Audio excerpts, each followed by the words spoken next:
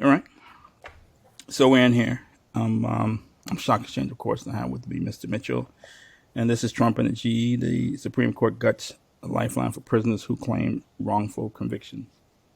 So seems to be a major theme going on here. The Supreme Court is flexing its muscles. It's almost like when they have the lead, all of a sudden, when guys have the lead in a sporting event, all of a sudden they want to point to the scoreboard, but when they're behind, they're quiet.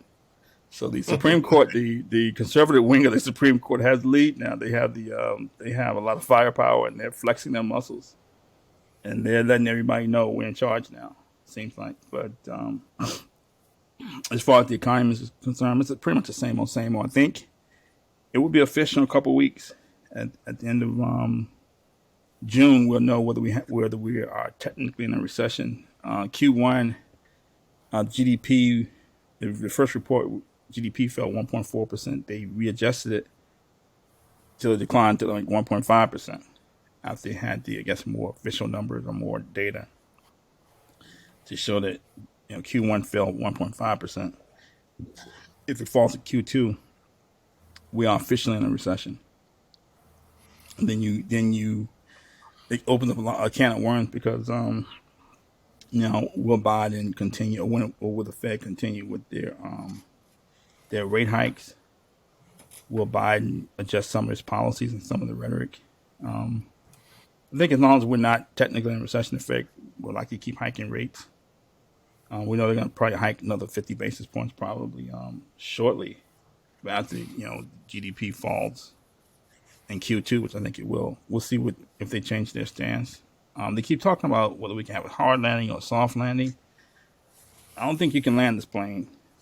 I don't think anybody can predict how this plane lands.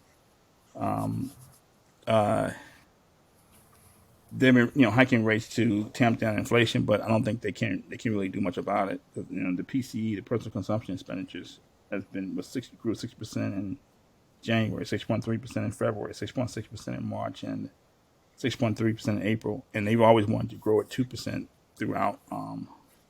Shortly after the financial crisis, and they've been just engaging in quantitative easing, providing stimulus to move, almost like pushing the rope. Now that it's above 6%, they can't do much about it. They're trying to hike rates to tamp it down, but I don't think that's going to help much because of the price gouging. And we know that rent is not included in the PCE numbers, and rent's going out of control. Yep. So we'll see if they change midstream. But I always wondered what would the populists do when they find out all this money printing was never really going to do much about help the economy anyway. It's just going to help the stock market and investor class. What's going to happen now? And it all happened on Biden's watch. Next recession happened on Biden's watch. The Ukraine war happened on Biden's watch. So a lot of it's not his fault, but I'm not sure. I'm not sure the rhetoric coming out of the White House. It just looks like they have two courses: either tell the truth, we can't do anything about it, or keep engaging in happy talk. The White House looks sort of clueless at this point. It looks directionless. I know everything involving Russia has backfired. They had the Biden playbook right in front of them. Putin had the Biden playbook, and Russia had the Biden playbook right in front of them. They knew what he was going to do before he did it. Like, he's going to tell their allies to stop buying Russian oil. That didn't work. And, now they're buying more Russian oil, and gas price and oil prices in the U.S. are going up. He's going to try to break the ruble. That didn't work. The ruble went to record highs recently. And one of the major things they're not talking about in Russia is that they have a lot of gas they provide to that region, yep. And it's not refined, so it doesn't have to be refined. So they recently talking about, I think they cut Finland off of gas. Finland was talking about joining the NATO. So everything he's suggested pursuant to Russia and Ukraine has backfired. He seems clueless on the economy. He made a gaffe about providing military support or having a military response if China invades or tries to make encroachment in Taiwan. And his staff said that he went off message, and he went off on a tangent.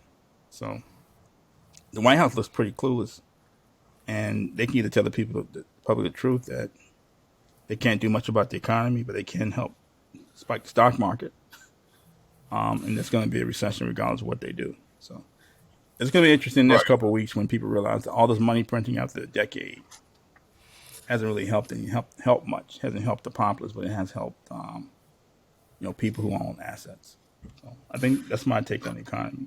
I think we're going to see a few more rate hikes under the guise of tamping down inflation, but it's not going to work, in my opinion. Yeah, I mean, if you will recall, I mean, for as long as we've been, running this program, and I'll continue to say it simply because, I think it's important that we distinguish ourselves from the fray. Right, and I think that's why I continue to stand on that soapbox, because as not necessarily anti-Biden, but just anti-stupidity. I was in neither camp prior to the election, so because I thought, and my early opinions have been validated, that Biden is useless as a wet rag to a snotty nose, right? This dude means absolutely nothing. So he's just validated exactly that. However, remaining objective, just like you stated, a lot of this has been inherited, right? So as much as I would love to dump this on his lap completely, I got to remain fair in my perception that he's inherited a lot of this from the Trump administration. However, the Biden administration has handled pretty much everything across the board, from police reform, DOD reform, to education reform.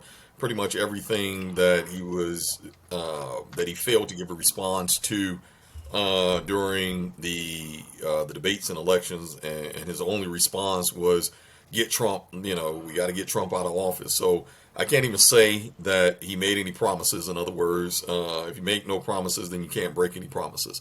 And that was my issue, is that we don't know what this guy stands for. The only thing we know what he stands for is that he plans on giving increasing the federal police budget by $300 million, and then he wants to get Trump out of office. There was very little promise. So although there was very little promise that we can point back to and say that he has rolled back on his word, he still handled this in a very piss poor manner. In other words, so that he is responsible for.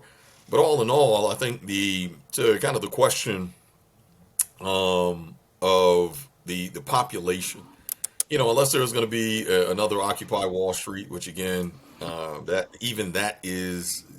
sentiment that I'm expressing now is redundant, simply because the talking heads, right, practice propaganda and doublespeak.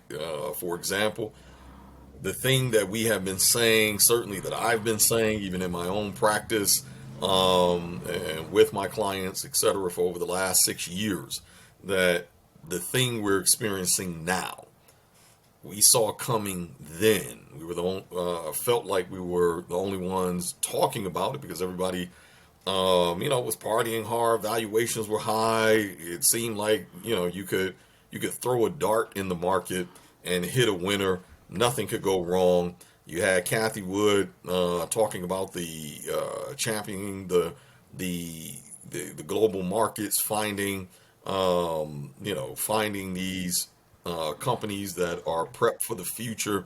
You had Mohammed El-Iran and Bill Gross talking about essentially praising the Fed's quantitative easing. It was pretty much silence from Warren Buffett and certainly Jamie Dimon on the progression of the economy. And the reason that I bring these clowns up now, because these are the same goofballs that have sat in front of annual shareholder meetings, LinkedIn, Yahoo Finance, Squawk Box. Anytime these same folks fart, there's always a microphone on their intestines, because Everybody wants to know what they're thinking, feeling, to be able to gauge the market, the economy. So, in other words, these same goofballs that have been feeding at the trough of quantitative easing for the last 12 years say anything, didn't say anything about high inflationary environment, the cripple that bad monetary policy was putting this country in. They were feeding at that trough. And now, within the last 6 to 8 months, all of a sudden, you got Charlie Munger's goofy self talking about there's going to be a rise of a next Hitler due to inflationary environment. The dollar is going to zero. They tripled down on that statement at the Berkshire Hathaway annual shareholder meeting, and saying that they're preparing for the economy to stop, not slow down, not come to a drip, but to actually stop. Jamie Dimon has pretty much echoed that sentiment that that their balance sheets are getting ready to reflect a highly conservative position in the economy, because they are preparing for a significant downturn in the economy. You got Mohammed El Iran standing on a soapbox, pretty much with Deutsche Bank as well, screaming that the sky is falling. Well, where were you clowns at 10 years ago, 6 years ago, 5 years ago, even 2 years ago, warning that the economy was headed to this point, knowing that they have the pull, the influence of markets, that if they would have given this warning, that preventative action could have been taken, or certainly a plan of action could have gone into effect, where now having to get into quantitative tightening would not have had such a high inflationary impact, in other words. So these folks will continue to double speak. They'll continue to seem like that their words are timely, in other words, and that's really my point. Even Elon Musk, my personal opinion about the guy aside. However, as much as he has talked about betting on the economy, and now, they're looking at laying off about 10% of workers. And this is supposed to be a company that's valued over the entire auto industry combined. And yet, in the same breath, Ford is doing what? Investing $1 billion into people, into healthcare for their workers, into the expansion of better benefits for their workers. You know the difference? Tesla's not unionized and Ford is unionized. So when you have some level of advocacy that can look down the road and stand up on the soapbox and willing to take a bet to say, hey, we have to, ensure some type of shoring, because we see this wave of recession coming, then that makes a significant difference. The funny part is that even when you look a little bit deeper into why Musk is saying that they may have to cut their employees by 10%, which I have a strong suspicion when you look a little bit deeper, one of the things that most folks kind of overlook or may not even know, just as a general population, is that there are certain federal triggers for large employees. When you lay off that amount of workers, guess what? It costs the company to lay off. You got to pay into unemployment benefits, right? So if you're giving the warning, in my opinion only, I believe the motivation is to get folks to resign. So from Tesla, so that way he doesn't have to lay off folks, because he's giving such this pessimistic outlook, in other words. And by folks resigning, doesn't have to fork over severance, doesn't have to fork over unemployment benefits, and doesn't have to come up out of a large check, in other words. So they're saying one thing, we're preparing for an economy to stop. Warren Buffett is no different. He said at the shareholders meeting, as another example of the double speak of these talking bobbleheads. They're telling the public one thing. Warren Buffett at that same meeting said, you couldn't pay him. He wouldn't take all the crypto in the world for $25. Yet, when you look at his investment in Nubank, the largest crypto bank in South America out of Brazil, in less than 12 months, he has quadrupled his original investment of $200 million and is up over $1.2 billion at this point. And he went from $500 million to a little over $1 billion in less than 3 weeks. Got a check, and that was right before the shareholders meeting. And yet, said his crusty behind in front of shareholders, saying that they're preparing for the economy to stop and that he wouldn't pay $25 for all the crypto in the world. And then you got these, goofy advisors and folks that feel like anything that Warren Buffett says, they feel like they're ahead of the curve and telling folks, we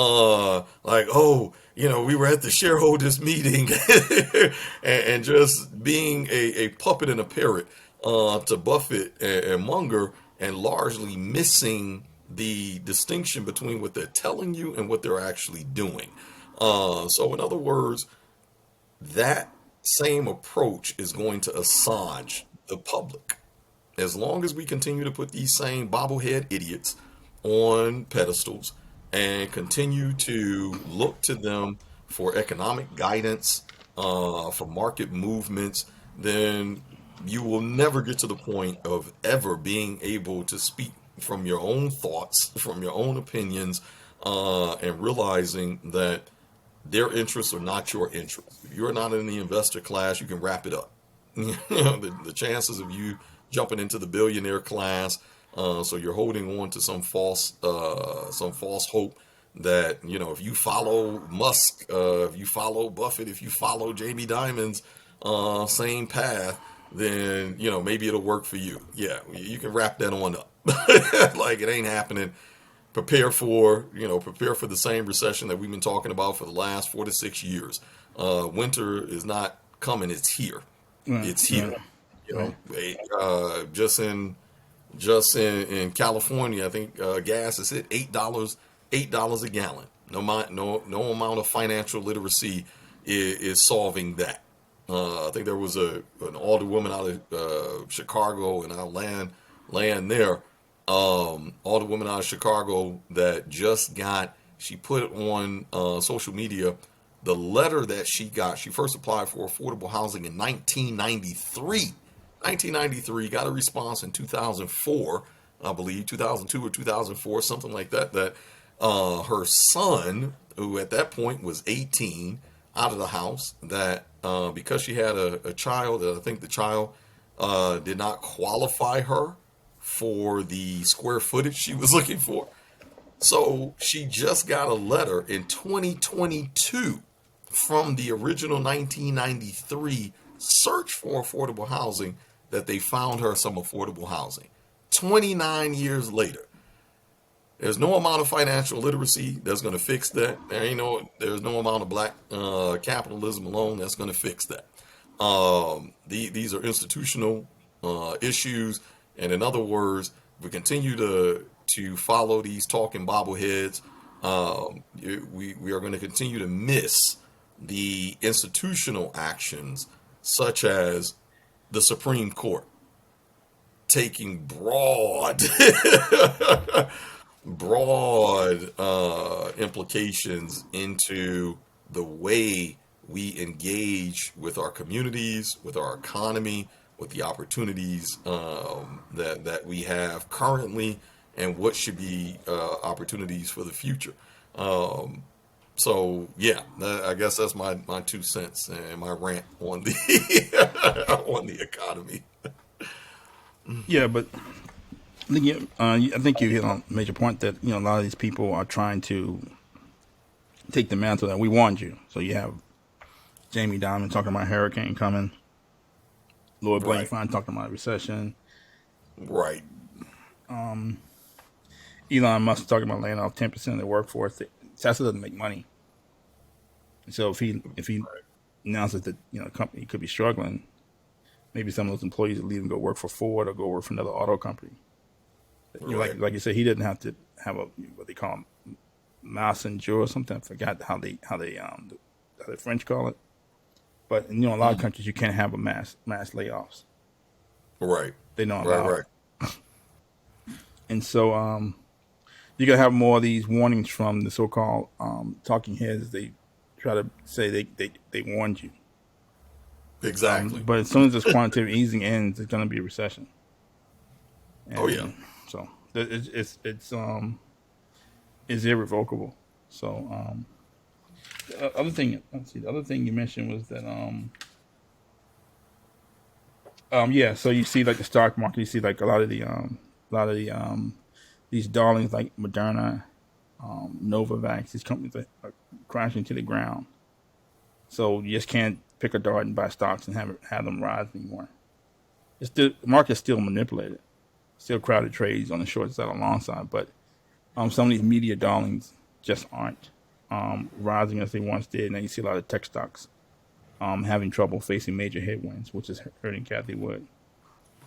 But it'll be interesting in a couple of weeks when it's officially we're in a recession. How the populace reacts to it, and how the Biden's campaign reacts to it. So I guess the one thing is a saying that anybody who steals another man's wife should be made to keep her, and so Yeah. should be a law that says you made to keep her. Yeah. And so anybody steals an election, you own it. Yeah. Biden administration, they What? wanted it so badly. So every issue they have belongs to them. They wanted this election so badly. Yep. So every issue, unemployment, war in Ukraine, police misaction, opiate crisis, it all belongs to you now. Yeah. So okay, here we go. So this is official statement. I'm going to have to read this because it's so kind of complicated as far as Mm. this is from the Guardian about the Supreme Court gutting Lifeline for prisoners. The Supreme Court Monday gutted constitutional protections that for years have provided a federal lifeline to innocent prisoners facing prolonged incarceration or even execution following wrongful convictions stemming from poor legal counsel given to them by the states. So this is more of a federal thing. And 6-3 ruling, a newly dominant right-wing majority of the nation's highest court barred federal courts from hearing new evidence that was not previously presented in a state court as a result of the defendant's ineffective legal representation. The decision means that prisoners will no longer have recourse to federal judges, even when they claim they were wrongfully convicted, because their lawyers failed to conduct their cases properly. The decision eviscerated the Supreme Court's own precedent in a move that the three liberal judges call illogical and perverse. In a dissenting opinion, Justice Sonia Sotomayor slammed the decision, warning it would lead many people to face incarceration or even execution without any meaningful chance to vindicate their right to counsel.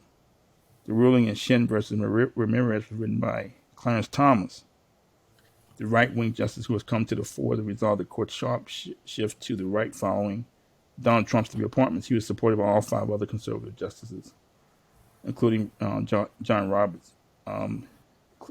Thomas basically said that the federal court should not be allowed to override the state's core power to enforce criminal law. In the future, there will be no recourse to a federal court to try and reverse their wrongful conviction. The case before the justices rose after state officials in Arizona, which I understand is a conservative state, Mm. were known that since they didn't want MLK Day Right. back in the day. Since Arizona, the case before the justices arose after state officials in Arizona petitioned the Supreme Court to prevent two of the state's death row inmates, one with a strong case of proclaimed innocence, the other with a history of family abuse, from seeking relief in federal court from capital punishment. The state argued that the condemned men should not be allowed to present new evidence to a federal judge when they had failed to do so previously in state court. So it puts, and so it talks about the Innocence Project, said that overturning wrongful convictions was never easy and that today's Supreme Court decision makes it that much harder to secure justice for wrongly convicted people. So it's not that anything is right or wrong per se. Not that there's been like a new evidence to suggest that giving people an avenue to fight wrongful convictions. There's no new evidence, just that the Supreme Court has gotten more conservative. Basically, that. And so they basically said that you have a right to counsel, but if you got poor counsel, that's on you. That means that you don't Right. have to. You go first of all, don't go to court for any reason. The Germans have a saying that in court, in at sea, you're in God's hands. So don't go to court, and don't go out to sea. Because in stormy weathers, it had nothing to do with what strong seaman you are, or what a great crew you have, or what a great ship captain you have. You're in God's hands Right. in a lot of ways. And so don't go to court. And if you do go to court, you better be a lawyer yourself, because you can't rely on legal counsel in a lot of ways. They don't represent you properly. There's no avenue now to go to a federal court to overturn the conviction. And so even the story of the hurricane, remember the hurricane, the movie The Hurricane, where the guy Yeah. he studied his case, and he put the time in to do that. Studied his case and found loopholes that he wasn't properly represented, and he fought it. So it doesn't give prisoners an avenue who do have the time, take the time and the energy to go back and study their case, to then come up with new evidence or come up with things that their legal counsel missed. Maybe they couldn't afford legal counsel. So it comes down to capital. Do you have the capital to represent yourself? So that's why people in the criminal justice system know a lot about the stuff, because they kept saying during the O.J. Simpson trial that O.J. had the money to defend himself. Everybody doesn't have millions of dollars to defend himself in that way. And because O.J. had the resource to do it, he was able to get off. And Tori and I both know O.J. did it, but anyway, I won't go into that. But it just shows that if you don't have a lot of money, a lot of resources, it can be the difference between you being wrongfully convicted or not. And secondly, even if you're wrongly convicted, then it may not be a pathway to have the new evidence shown in court. And I think that also probably includes even DNA evidence now. That if there's DNA evidence and your lawyer didn't present it, or you didn't have the resources to find the DNA evidence or what have you, and you didn't present it in court, you can't. There's no pathway to 20 years later saying, "Oh, we found some DNA evidence that's going to exonerate our client." So I think the public believes that the outcome should be just. I think the people in the criminal justice system, lawyers, judges, and so on and so forth, they tend to focus more on the process, and they would say that this is the best process in the world, where you judge by jury your peers. It's the greatest process in the world. No country like it. There's no criminal justice system like it. If you had your day in court and you were judged by a jury of your peers and they found you guilty, you're guilty. Period. Right. And they're focused more on the process. So even if an innocent person goes to jail, it's not the people I talk to, lawyers and people part of the criminal justice system I've talked to over the years, tend to focus less on the outcome, whether the outcome was right or wrong, but whether the greatness of the process, did the process play out, did you get your day in court, where you judge by a jury of your peers, yes or no. If that's the case, then the outcome is the outcome. So, Right. So, for me, like it's so much happening simultaneously that it's easy to forget that this isn't just one thing, right? Just one ruling, and take a step back to really understand the spider web that's being built. So for me, that spider web became more clearer after reading this, ruling by the Supreme Court. The first thing that I thought about was the Innocence Project. The amount of work that has been done over the years through the Innocence Project, and the amount of overturned convictions, the amount of exonerations that have come out. According to the Innocence Project, something like 60% of DNA exonerations of black men. The I think at this point, at least maybe from my perch, that there is no longer a debate of the correlation between mass incarceration and poverty. When we look at the amount, the percentages of those that are sitting in jails, those that are sitting in prisons because they cannot afford bail, because they cannot afford a lawyer, right? And public defenders. Again, I don't think that there's a debate on the amount of work that public defenders have on their plate. Resources like legal aid, pro bono are overwhelmed. So, in other words, like, how does that tie into the Supreme Court's ruling? Well, this goes to my point that the spider web of each of these things that can be individually approached and looked at from a silo. This is what creates a system. This is what creates institutions and the underlying activities of those institutions that continue to perpetuate biased practices within the criminal justice system. And further we get away from the term justice. It's really just a criminal system at the end of the day. Even for years, the banning of books have been happening throughout prisons.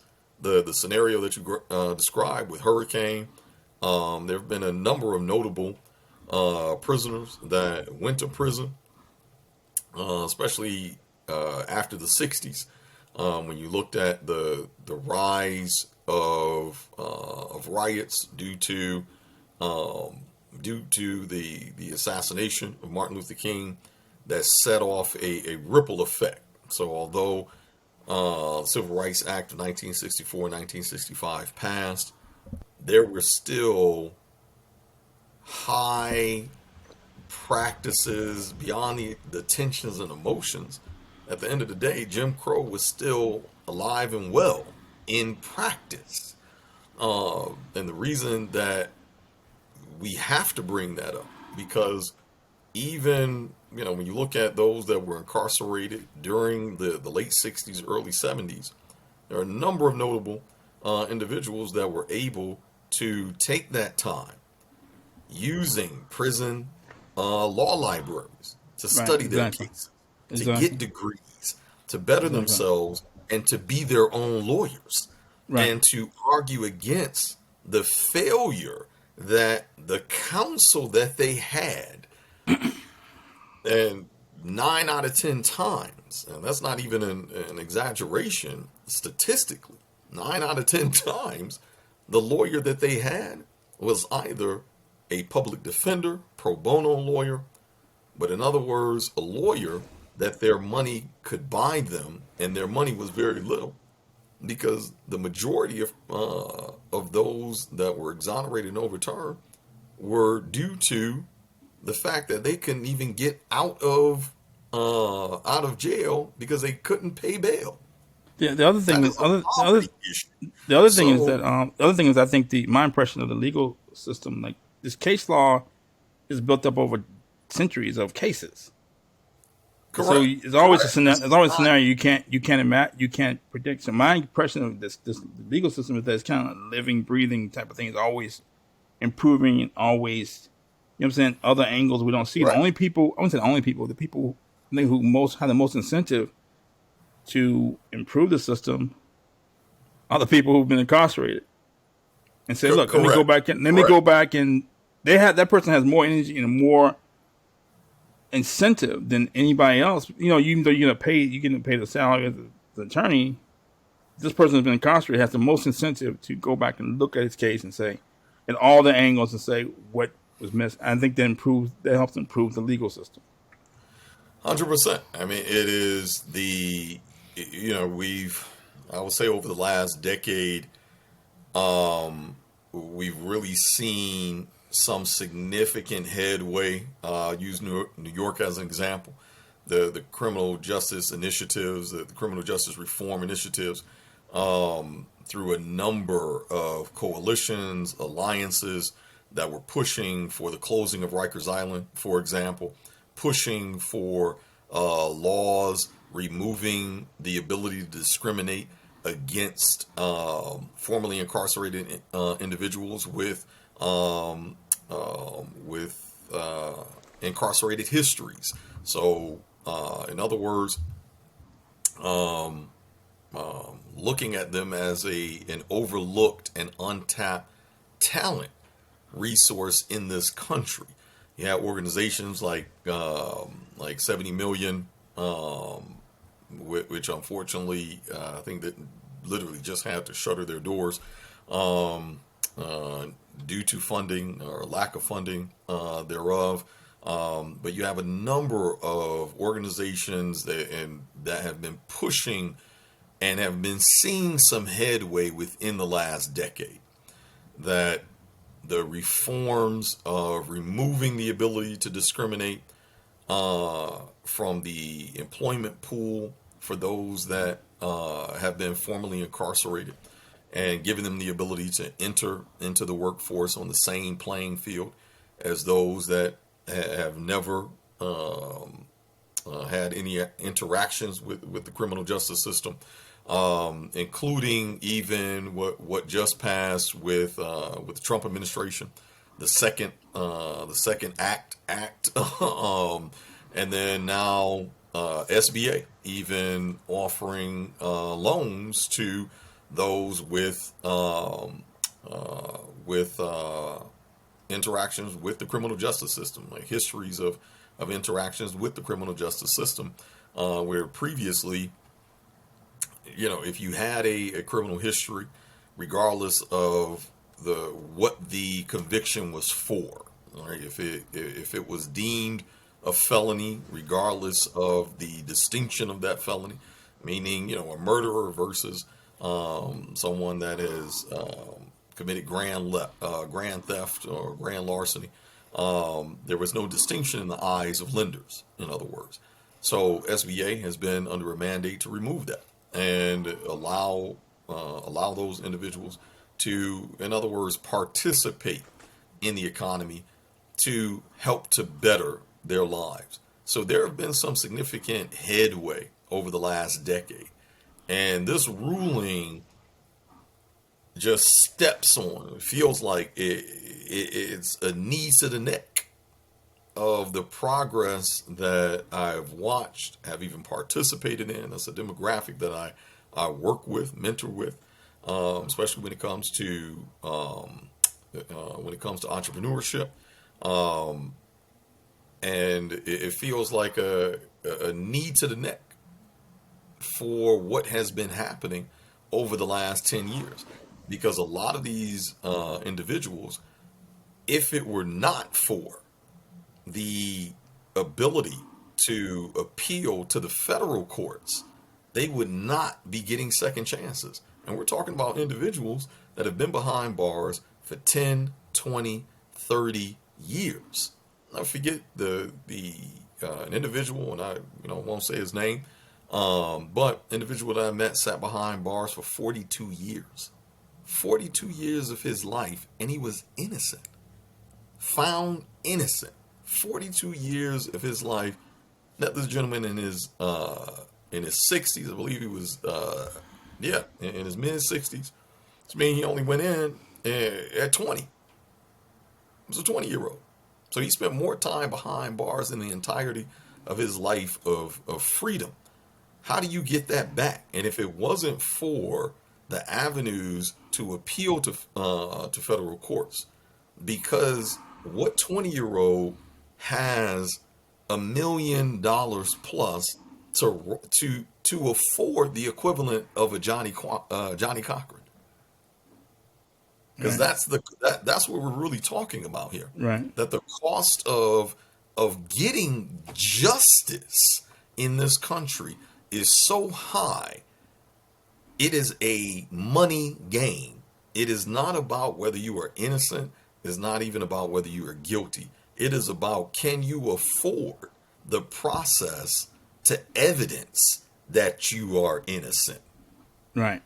If that barrier were not there, then this ruling would have very little implication.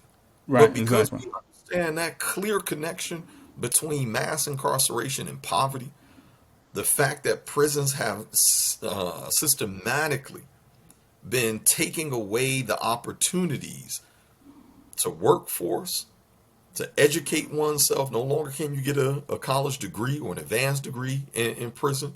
No longer can you even work out the same way. They've removed weights and gyms out of prisons for decades at this point.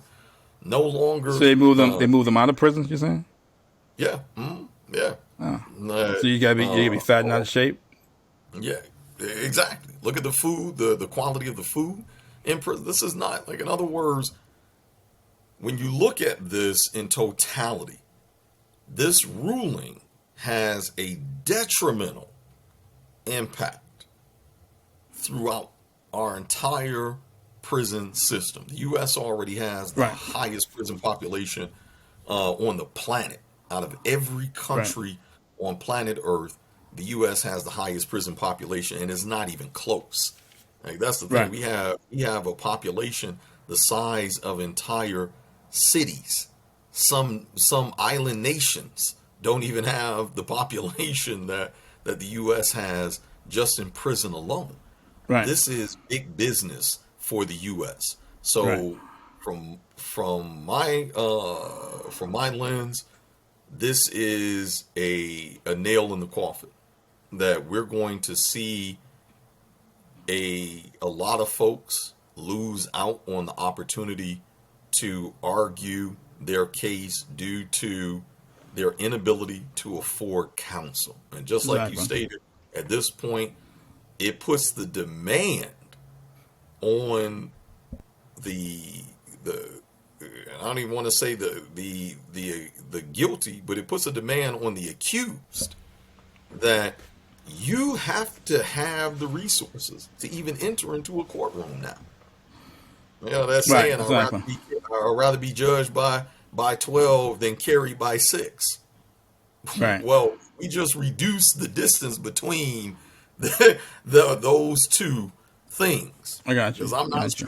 sure, like, which one is better at this point.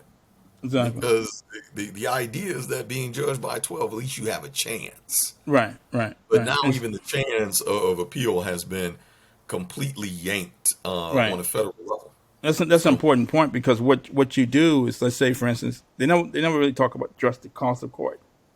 Supreme Court right. never addressed the cost. How much does it cost? How much does it cost today versus 20 years ago? It's I would not free. imagine. I would imagine that the cost of a lawyer has gone through the roof.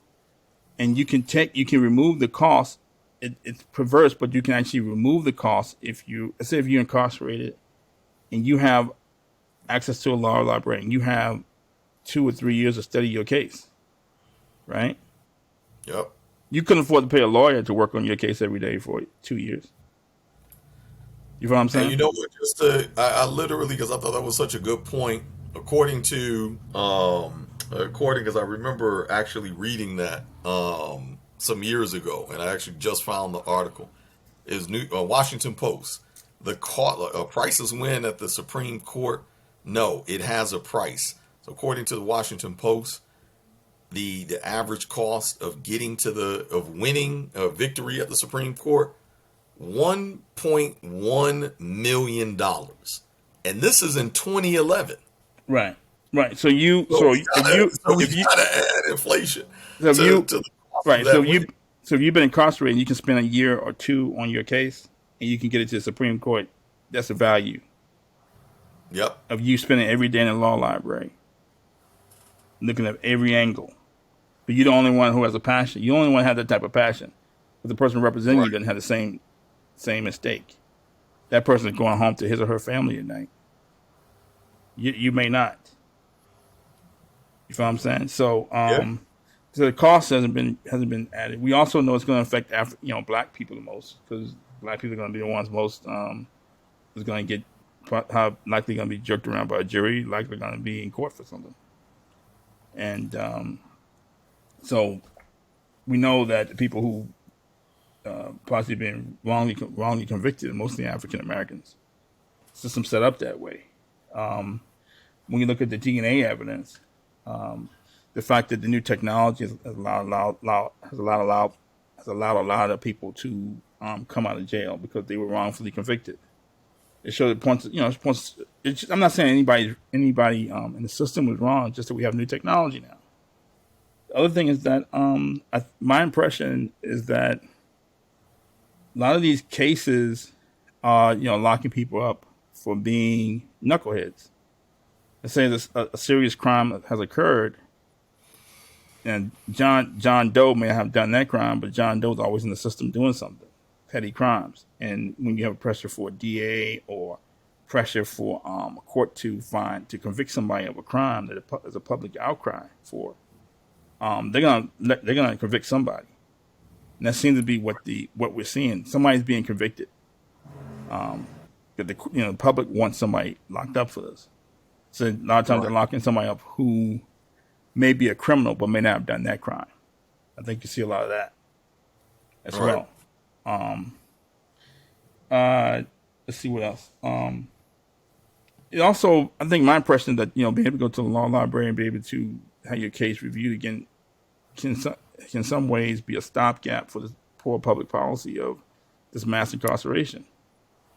There's so many laws today so many things today that are crimes that weren't crimes when I was growing up, when I was in my 20s. I'm not sure how a 20-year-old today can, it's almost statistically impossible not to commit a crime. There's so many more laws on the books now. There's so many more things that are crime. They're crimes now. Right.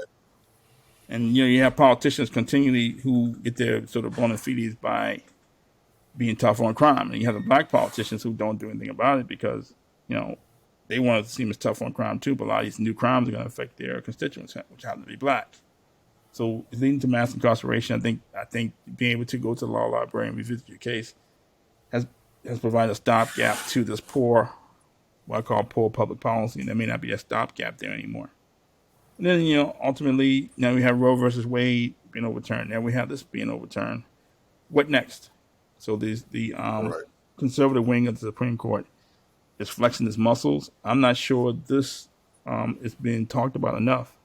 The fact there's no avenue to revisit your case if you've been wrongly convicted or wrongly accused or wrongly convicted. The only way now is just stay out of court, which is almost impossible because they keep coming up with new laws. So I don't know how you can win this game. That if you don't have the money, you're at a disadvantage. And I don't think enough people are talking about this.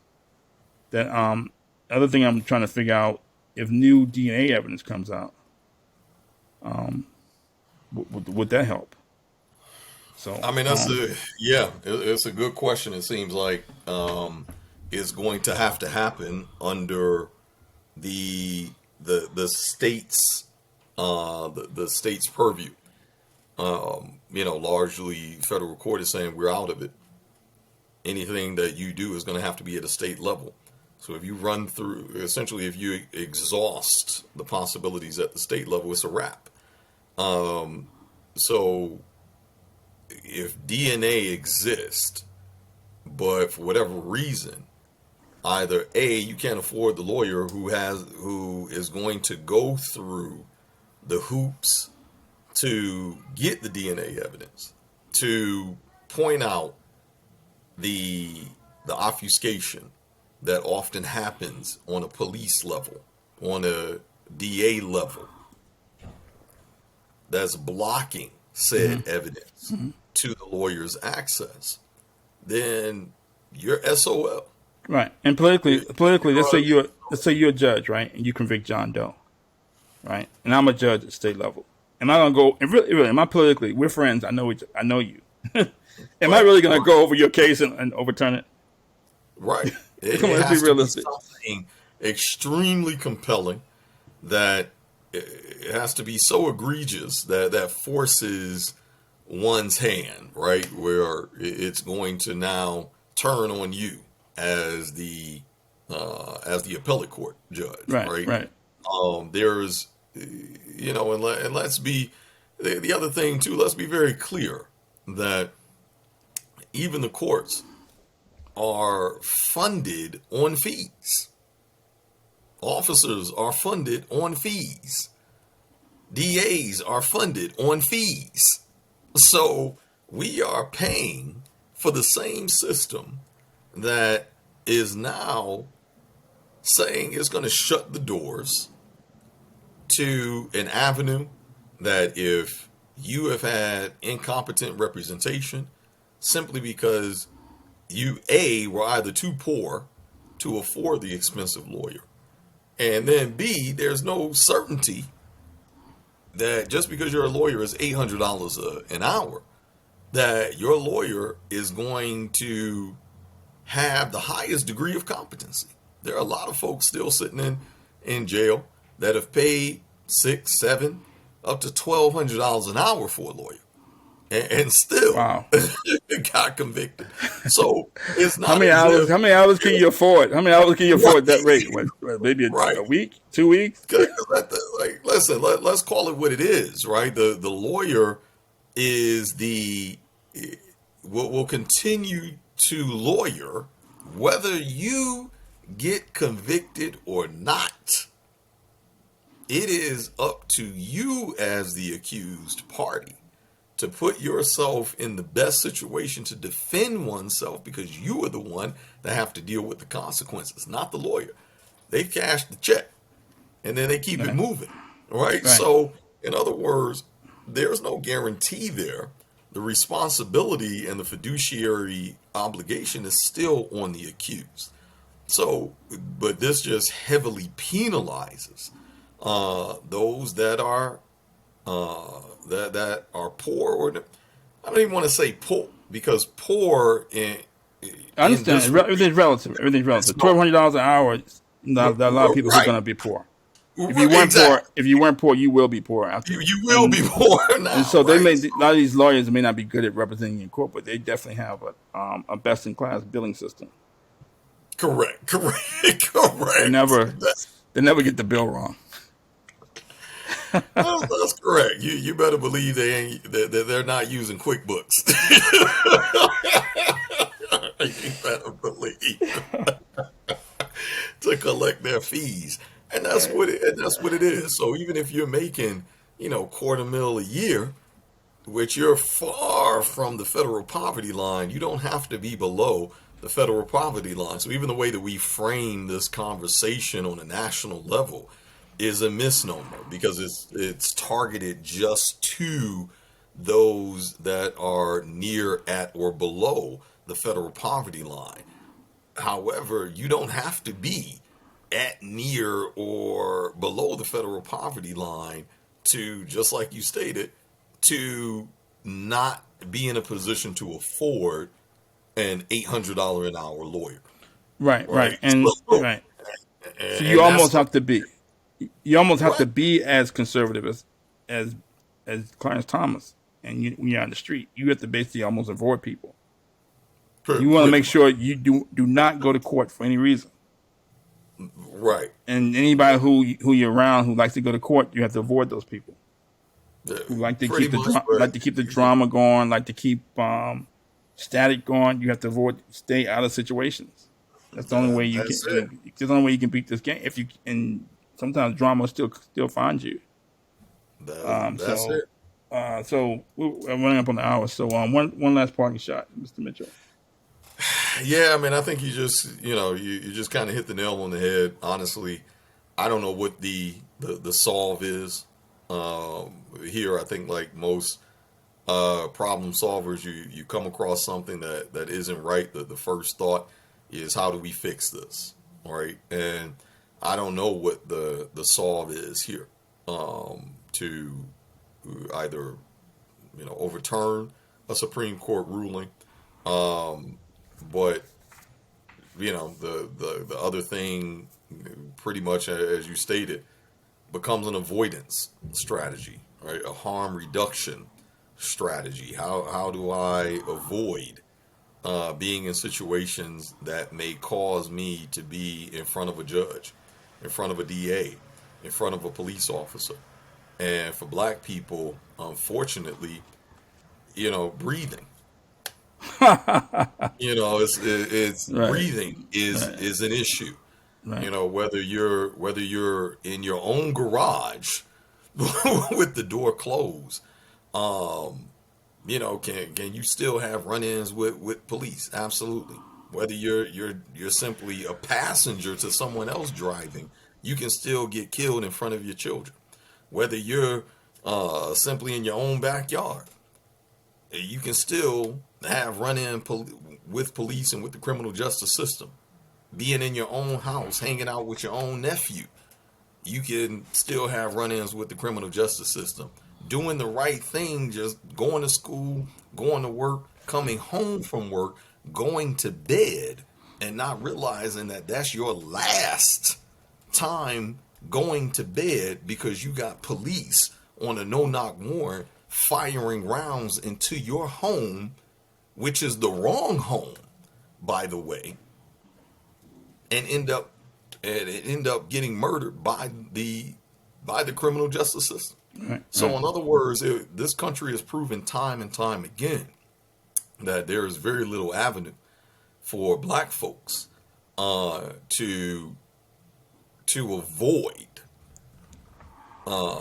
these interactions that place us as a community in danger of being subjected to these egregious laws, right. these egregious rulings. So I don't know unfortunately, I don't have an answer. I guess that is my last parting shot, Right, and right, that's the unfortunate reality for a lot of us, that there's no amount of economic empowerment, there's no amount of financial literacy, there's no amount of buying the same stocks that Jamie Dimon and Warren Buffett is going to do.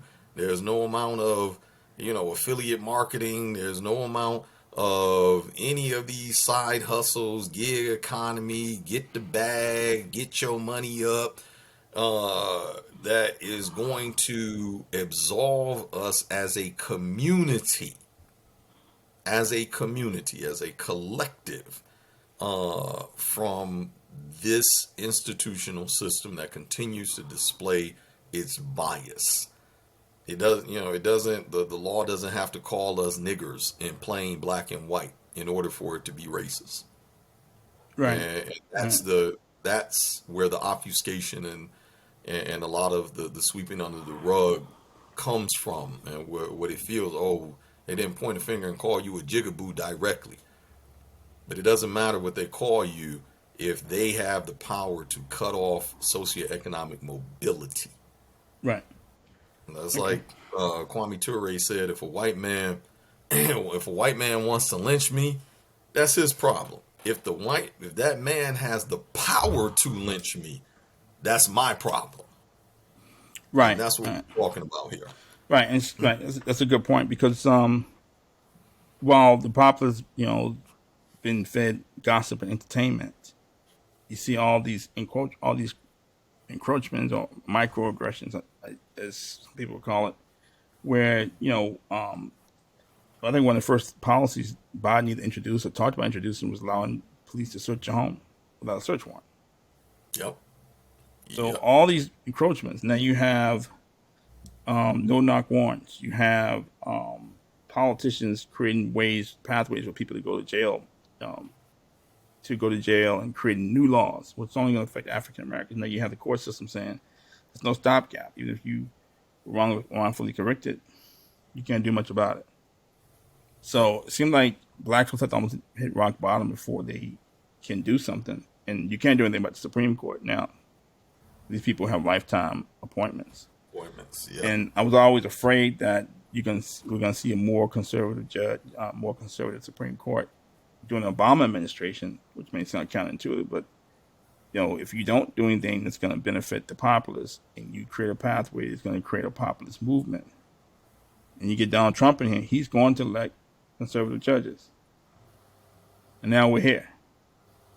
And now you're going to have the media, the talking heads, or the Negro whisperers trying to spin it like, whose fault it is? It's racism and blah blah blah blah. But this was coming. This was the tea leaves were there years ago, and so now we're here. But at least one thing about the Supreme Court, that it is predictable. So after overturning Roe versus Wade and overturning this pathway for prisoners to challenge wrongful convictions, what's next? What are they going to repeal next? So that's basically it. It's only going to get worse, in my opinion. And Clarence Thomas is going to Clarence Thomas. That's what he's going to do. And then it comes down to what else are they going to repeal? What else? What are the rights they're going to take away from the citizens? That's mostly going to affect African Americans. So that's Trump and the GE. Supreme Court guts Lifeline for prisoners who claim wrongful convictions. Thanks for listening, and we'll see you in a couple weeks. Thank you.